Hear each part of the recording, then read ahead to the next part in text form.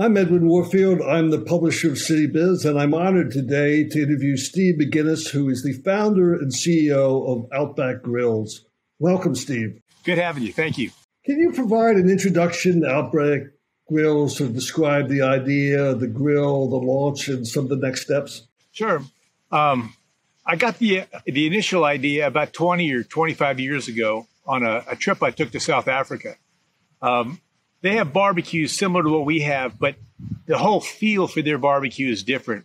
It's the cooking experience is the centerpiece, and I really enjoyed the feel for the camaraderie and the fellowship that people had around the grill. And when I came back, I tried to explain that to my friends, and they just couldn't quite get it. They didn't understand. Typically, when you barbecue in the United States, there's a guy flipping burgers on the back porch. The other guys are watching football, and the girls are in the kitchen drinking wine. And this just really brings everybody together in a real relaxed social environment. And one of the things that I was hoping to do was create something that's portable. So you're not necessarily on your back porch, but you could take it to where the fun is, whether you're camping or you're an RV or on the beach, tailgating. It's great for tailgating.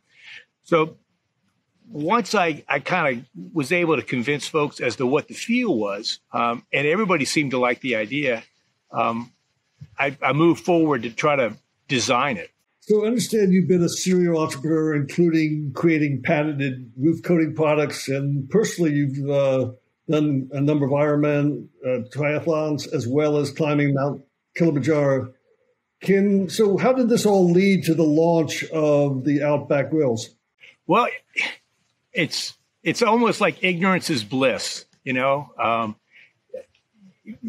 have this idea or you have a concept that you want to do something, and I just find myself jumping into it and doing it, knowing that I wanted to do whatever it was, climb the mountain or run an Ironman. And I found that whatever it is you want to accomplish, you have to start small and keep everything manageable. And the grill, like the other adventures, you got to determine you want to do it and then commit to doing it, and then just small increments on a regular basis.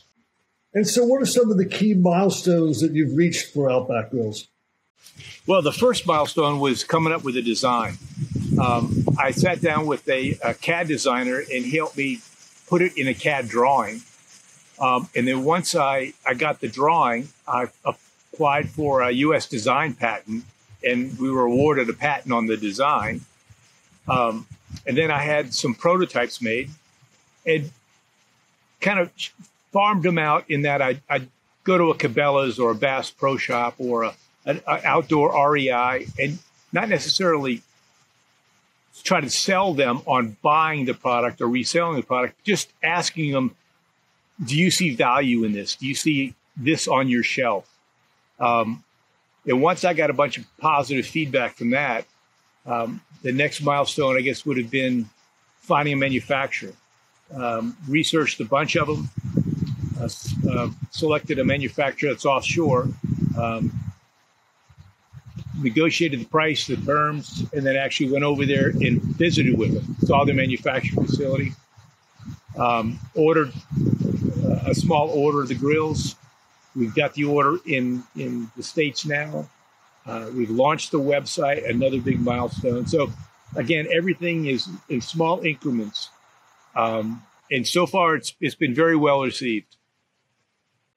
Who is the consumer for this product, and what makes it different from the competitors? As you can see, here's the grill in action as a fire pit. Once the fire burns down and you have coals, you can swing the cooking grate in place, and it can raise and lower to vary the temperature of what you're cooking. And then this is what the grill looks like in the carry configuration. So it's very portable, weighs about 22 pounds. Mom and the kids can go out back and use this. So it's extremely rugged, very well made. We had a marketing agency do an extensive deep dive into the market potential for the grill and identify exactly those key components. Who's the demographics, who's the most likely person to buy it, What are their interests? So very impressive research on that. We found that, as we initially anticipated, campers, RV folks, tailgaters, people who generally enjoy the outdoors, not necessarily on their back porch, people who go to the beach. Those are the primary market potential we have for the grill at this point.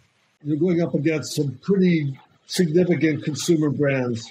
How do you plan to compete against them? Unlike other portable grills here in the States that seem to be aluminum, kind of flimsily made, this is a high carbon steel, very rugged, very well made. The way we're currently going to market is through social media. We have a lot of Facebook presence and Instagram.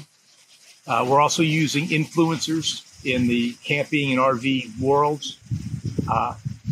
So the current growth right now is very controlled because we don't want this to take off and all of a sudden it becomes extremely popular and we can't supply the demand. So we're hoping that by growing it slowly and steadily, we can control the growth and make sure we can supply the product.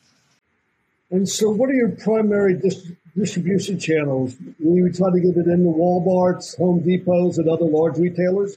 Well, right now, as I said, we're growing this almost from an organic standpoint. We're going through social media. We have a website, which is outback-grills.com. Right now, that's our point of sale. We're working on an Amazon site, which we hope to have up in the next few weeks. So the idea is if we can create a demand, we can create a presence for the grill in the market. I think then we're going to take it to bricks and mortars. I think Cabela's, Bass Pro Shop, REI, kind of high-end outfitters would be a good fit for the grill. And so how important is the social media digital strategy?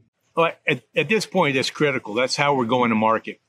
We're using influencers in the RV and camping and outdoor cooking market.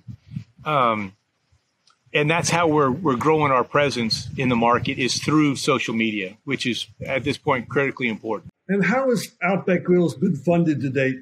Well, so far it's all been self-funded, which again I thought it was going to be a whole lot easier than this, but we're self-funded at this point. But I know there will come a point in time when we're going to need to have some outside funds and maybe some more outside expertise, somebody who may have done this before.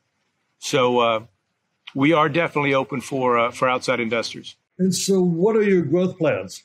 Well, the growth plans are going to be to keep it contained, keep it within a selective market. Right now, we're primarily in the Southeast. I'm based out of Atlanta. So that's going to be our first and foremost market is the Southeast. The idea is to create a groundswell through social media, through influencers and also the sale of the grill. We're having the people who buy the grill, give them an opportunity to load up a video on the website and talk about the grill. Future growth after that, it's going to be, I think, probably regional as well through bricks and mortar. And so how would you like people to find you and Outback Grills?